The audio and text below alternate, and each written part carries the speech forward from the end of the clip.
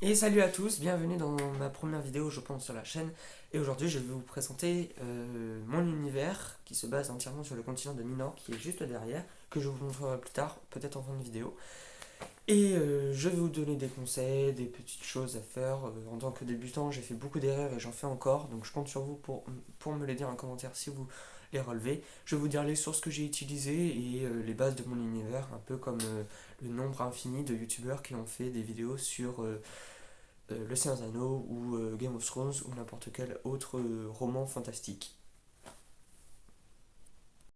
Alors en premier temps, j'aimerais faire un truc. Mon premier conseil, je donnerai un ou deux conseils en début de vidéo à chaque début de vidéo. Je me suis répété, c'est pas grave, c'est ma première vidéo, je ne vais pas. Euh, Premier conseil, ne vous focalisez pas sur être perfectionniste ou pas. Je l'ai fait pendant longtemps et ma première œuvre, je l'ai ici et vous allez voir, c'était une BD et franchement, c'est nul, mais vraiment. Du coup, je vous l'ai ressorti. Ma première œuvre, vous voyez, c'était une BD. Et franchement, je pense que c'est à peu près nul. L'orthographe est dégueulasse. Bon, après, j'étais dyslexique et j'avais 7 ans. Donc, je pense qu'on peut comprendre. Mais c'est juste pour illustrer le fait qu'en fait, votre première œuvre ne vous satisfera jamais. Et c'est pas la peine d'être perfectionniste au point de recommencer une scène 5 ou 6 fois juste parce que votre personnage a fait une action que vous vouliez pas franchement mettre, ou alors une écriture malmenée ou quelque chose comme ça. Ça vous satisfera jamais, c'est votre première œuvre, alors vous focalisez pas sur ça, ça va juste vous freiner et vous attirer des problèmes plus tard, parce que d'une, faudrait la terminer cette première œuvre, et de deux, bah, vous n'allez pas savoir où en aller, et si votre saga elle est complexe. Du coup, j'ai été. C'est que je suis pas tout seul chez moi en fait, du coup, j'ai été coupé.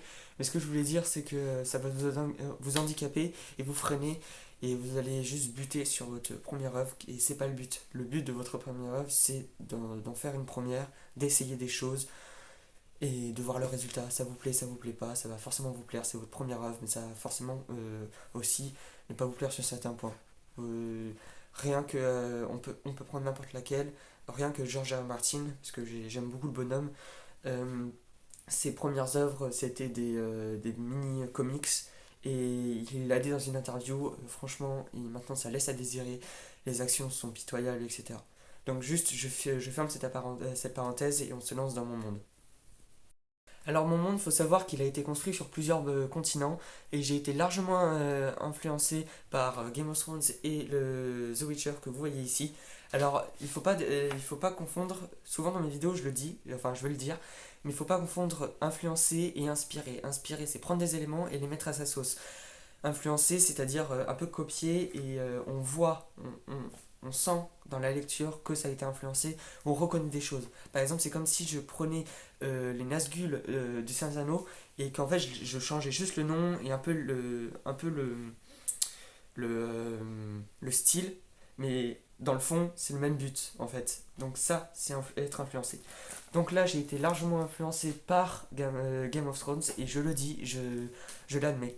Ma première carte, elle ressemble à ça. Voilà, donc on a mon continent principal ici, mon continent secondaire ici et le vaste monde qui est autour. J'ai pris beaucoup de choses de Game of Thrones sur les encyclopédies qu'a sorti George R. R. Martin avec la dernière carte, je sais plus, je crois que c'était en 2015 ou en 2016 qu'il l'a sorti. Et il a fait une interview en disant toujours laisser une part de mystère, ce que j'aime beaucoup, parce que il est pas, votre univers, quand vous allez le créer, il n'est pas censé être fixe. Il faut laisser des théories, etc., pour faire réfléchir votre lecteur. Si votre lecteur il a tout servi sur un plateau, il va pas avoir envie de suivre la suite parce qu'il va connaître à peu près tout. C'est comme si vous vous lanciez dans une série ou dans un film en sachant la fin. Bon, spoiler, voilà, je le dis, spoiler. Je me suis lancé dans Game of Thrones en sachant que Daenerys mourrait à la fin. Donc, de mon point de vue, je pense que ça a été une bonne chose parce que je me suis attaché au personnage, etc. Mais je savais que ça allait mal finir. Du coup, j'étais pas trop traumatisé. Il y en a qui ont été vraiment traumatisés par ça. C'est un peu ridicule dit comme ça, mais vraiment. Et je trouve qu'en fait, si je l'avais regardé sans, ça m'aurait un peu gâché le truc. Je ferme la parenthèse. Mais du coup, vous voyez très bien que personne n'aime se faire spoiler. Alors, si vous mettez toutes les informations dès le début de votre premier chapitre sur votre univers, etc., et que vous détaillez à fond, votre lecteur, il va plus avoir envie de l'explorer cet univers, parce qu'il aura même plus besoin de l'explorer. Voilà. Donc ça, c'était ma première carte. Donc le continent principal, vous le voyez derrière, il a bien changé. Je vous le montrerai tout à l'heure. Il est important, parce que là, je termine sur les cartes. Il est important de faire des cartes. C'est même pas pour qu'elles soient belles, parce que moi, j'aime bien faire des cartes, ok, elles sont jolies et tout, enfin voilà. Mais, enfin, jolies. Voilà, mais c'est pas l'important. L'important, c'est d'avoir des cartes qui vous soient utiles. Là, j'en ai une qui est ici, qui m'a été très utile, c'est ici. Vous voyez, c'est moche, c'est gribouillé de partout, il y en a partout, on voit rien, il y a pas de... les illustrations sont juste dessous. Ça, c'est une carte qui peut vous être très utile. Si vous êtes dans un contexte politique et que vous cherchez à faire des intrigues difficiles et tout, vous allez vous perdre. Vous perdre. Si vous avez beaucoup de personnages, vous allez vous perdre. C'est pour ça qu'il faut faire des fiches, comme les cours en fait. Si vous êtes au lycée ou au collège, vous connaissez ça, des fiches, il faut en faire pour connaître les cours. Et bien là, c'est pareil. Vous faites des fiches pour les personnages, pas forcément une fiche pour un personnage, parce que sinon vous allez vous retrouver avec un paquet de fiches comme ça, mais plusieurs fiches pour plusieurs personnages, ou une fiche pour plusieurs personnages, une famille par exemple. Je prends l'exemple de The Witcher. Ciri et le sorceleur, je me souviens plus son nom, c'est Gérald. Oui, Gérald de Rive et Ciri, ça peut. Et Yennefer, Yennefer, je sais plus comment ça s'appelle, c'est un nom compliqué. Yennefer, plus Ciri et Gérald, ça c'est une fiche. Vous mettez leur lien, leur histoire avant le livre, leurs caractéristiques en gros, etc. Mais ça relève de la création de personnages, que je reviendrai peut-être dans une prochaine vidéo. Là, ce que je voulais vous dire, c'est que pour vous organiser, il est fondamental que vous ayez trois trucs. Si vous avez beaucoup de personnages et que vous faites de la politique dans votre livre, très important, une frise chronologique, des fiches avec les personnages et les cartes. Parce que si vous écrivez votre livre et que votre personnage il passe à un endroit et qu'en fait vous vous rendez compte, vous vous dites mais attends cet endroit il est où et que vous savez pas, et bien votre carte elle va vous aider à ça aussi. Et elle va aussi vous aider à ne pas faire des incohérences. C'est ce qu'on reproche aussi à la saison, deux dernières saisons de Game of Thrones, la saison 7 et la saison 8, celles qui vont très vite. Parce qu'en fait, il y a des téléportations. Et ça va complètement sortir votre lecteur de l'histoire. Par exemple, si mon personnage est au nord de la carte et qui finit à peu près au milieu, sachant que là, c'est à l'échelle de la France, c'est pas logique. Ils sont à pied ou à cheval, à la rigueur. Ok, il y a des relais, etc. Vous pouvez trouver toutes vos excuses. Ça sera jamais des bonnes excuses. Ça va juste sortir votre lecteur et défoncer totalement votre univers. Voilà. Donc maintenant, je vais passer à la présentation de mon univers à moi, et j'espère qu'il va vous plaire, et j'espère que ça vous passionnera. Et si vous voulez, si mes conseils vous suffisent, ben, je vous invite à quitter la vidéo et mettez un petit pouce bleu et un commentaire. Et justement, au commentaire, dites-moi comment je pourrais m'améliorer. Bon, bah, pour ceux qui sont partis, je dis ciao, et on passe à mon univers. Alors, mon univers se concentre sur essentiellement trois continents, ce que je vous ai montré tout à l'heure. Je vous renvoie au début de la vidéo, avec Minor, Luthien et Lumian. C'est les trois continents principaux où sont apparus les hommes avec leur histoire, etc. Donc là, je vous montre la carte de Minor pour que vous voyez à peu près à quoi ça ressemblait. Elle n'est pas terminée, je tiens à le dire. Donc là, on a le nord avec la grande muraille et les zones marécageuses avec les terres de glace qui sont ici, et les forêts embrumées avec les monts brumeux, la montagne du destin et les landes de l'éternel d'hiver qui sont une zone hivernale éternelle qui ne se termine jamais. Ici on a le centre avec les deux royaumes d'Isillan, d'Urnen, et ici on a le royaume Limir, l'ancien royaume de Rohamir Ou, et là on a le royaume de Lurmei, et ici il y a un autre royaume que j'ai pas encore défini le nom. Voilà. Donc de toute façon, si vous avez envie de voir la carte plus en détail, je vous renvoie à mon Instagram, c'est noah.heros, H-E-R-O-S. Je le mettrai peut-être en description si j'arrive à gérer ça. Voilà. Donc tout de suite, on va passer aux premiers actes de mon univers, c'est-à-dire le premier âge. Alors, mon premier âge dure à peu près 50 425 ans. À peu près. C'est une date environnante parce qu'à l'époque, il y a très peu d'écrits. C'est encore que des runes. On écrit sur des pierres, etc. C'est pas la préhistoire. mais c'est quelques milliers d'années après la préhistoire, donc les hommes ressemblent à ce qu'on est aujourd'hui, mais ils commencent juste à avoir des huttes et ils sont très nomades. Alors, il y a une période avant le premier âge que on appelle la période avant le premier âge. Il n'y a pas vraiment de nom.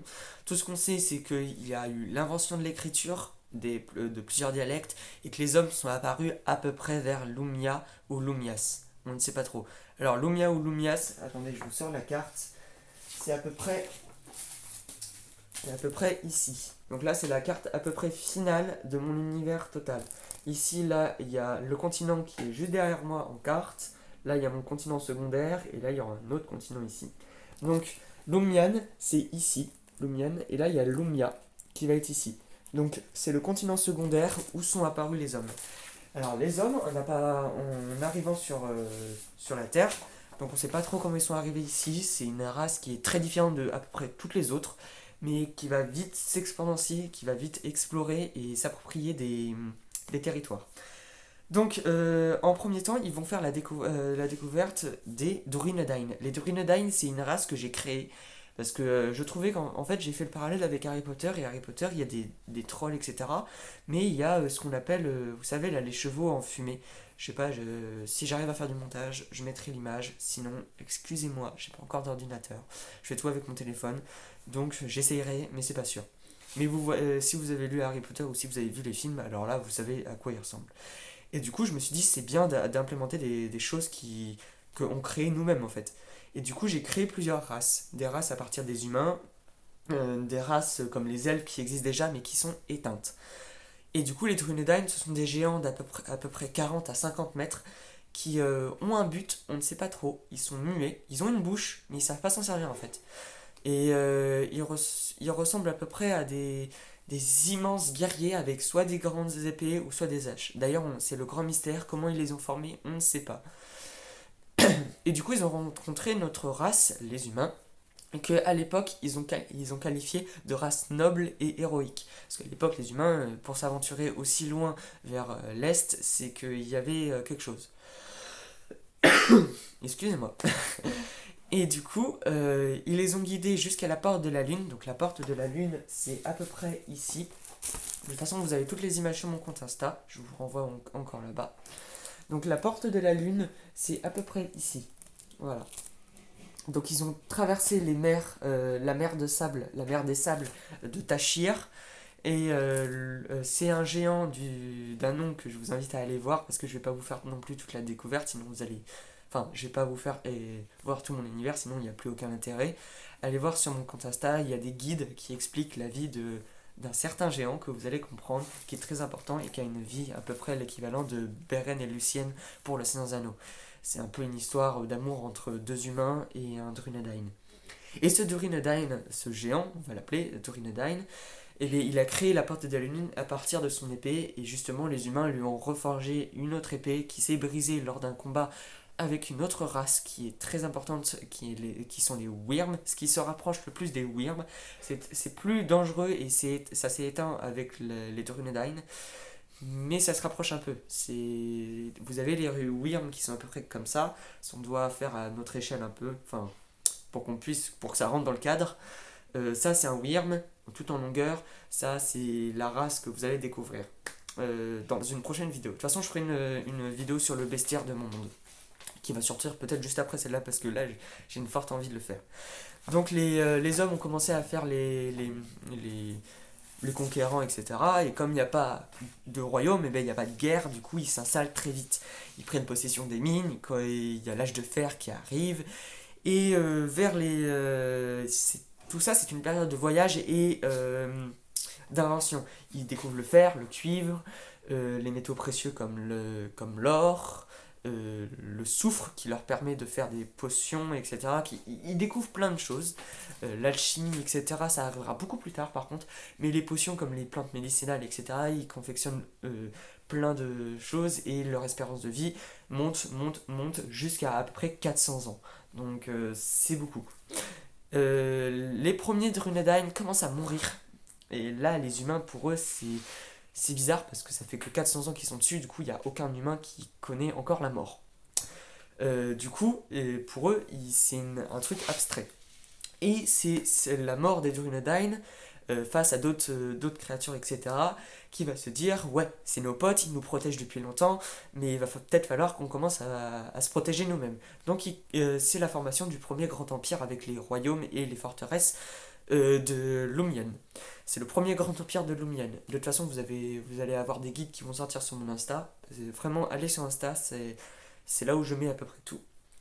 Et avec la première chute du premier grand roi Drain, oui c'est Drain, le premier Drain qui laisse un royaume fracturé et brisé à son fils, qui marque la fin du premier âge et qui marque le début de l'âge du deuxième âge qui n'a pas vraiment de nom, mais je l'approprierais plus à un nom comme l'âge, pas de l'âge de l'aube, parce que l'âge de l'aube ça serait le premier, l'âge de guerre, l'âge de guerre. Ouais, voilà, ça serait plutôt ça. L'âge de guerre. Parce qu'il va avoir une. Comme le pays est fracturé, il va laisser à son fils Draït, qui est son Draït 2, parce qu'il a eu un frère au-dessus, mais qui est mort, parce qu'il est parti vers l'est, extrême est, et il n'est jamais revenu. Une vidéo qui arrive sur ce continent aussi, l'est, qu'on appelle l'est de l'ouest, parce qu'on suppose qu'il fait le tour de la Terre. Euh, Après, du coup, ça ouvre un ère où il y a plusieurs guerres pour le pouvoir. Les seigneurs se rebellent contre l'empereur, les rois se rebellent contre les seigneurs. Il y a plein de tensions politiques qui sont super intéressantes pour moi euh, à vous raconter, etc. Et tout ça arrive dans la prochaine vidéo. En gros, ce qu'il faut retenir, c'est que c'est une période où les humains voyagent et créent de nouvelles choses, ainsi que découvrent le fer, le cuivre, les métaux précieux, etc. Et commencent à créer leur propre monnaie, leur mode de langage. Le papier n'est pas encore arrivé, donc ils écrivent encore sur des runes. Les premiers châteaux forts sont créés, les premières places fortes. Le premier empire de Lumian par Drain et son fils Drait qui arrive au pouvoir et qui a un royaume déchiré. Et c'est ça qui marque la fin du premier âge et qui marque le début de l'âge de la guerre. Voilà. En gros, c'est ça, ouais. Et du coup, bah, je vous dis à plus. Si vous avez aimé ma vidéo et si ça vous intéresse, je ferai peut-être une vidéo plus calme pour expliquer mieux le premier âge et cette fois répéter parce que là je fais la vidéo un peu à la va-vite, j'ai vraiment eu une envie de la faire. Du coup, cette vidéo c'était juste pour introduire et donner quelques conseils et faire découvrir la chaîne à tout le monde parce que c'est ma première vidéo. Et si cela vous plaît, bah, j'ai encore plein de choses à vous faire découvrir. Et il y a un livre que je vais vous faire découvrir qui est mon carnet de dessin avec tous les croquis qui vont servir à introduire mon univers. Alors je peux vous montrer la première vraie carte que j'ai fait, que je vous ai déjà montré. Mais il y a l'introduction des grands arachnides, des pierres des luariens. Les luariens, vous allez voir, je pense que vous allez beaucoup aimer. Des draïstes, des glorung, des textes philosophiques, les premiers dragons. Alors les dragons c'est une famille à part des dragons, mais ça sera dans une prochaine vidéo. Tout ça pour vous dire que j'ai plein d'autres trucs à vous faire voir et moi ça me passionne de vous partager ça. N'oubliez pas mes réseaux sociaux, le petit like, le petit commentaire et si vous avez aimé la vidéo, pourquoi pas vous abonner, c'est gratuit. Moi, je gagne pas d'argent, c'est vraiment pas le but de cette chaîne, etc. C'est vraiment de s'amuser et de vous faire découvrir mon univers et de donner des conseils. Sur ce, je vous dis à plus, bonne soirée ou bonne journée, je sais pas, et je vous souhaite le meilleur. Et à la prochaine, c'était votre guide, Noah, alias Hero. Ciao.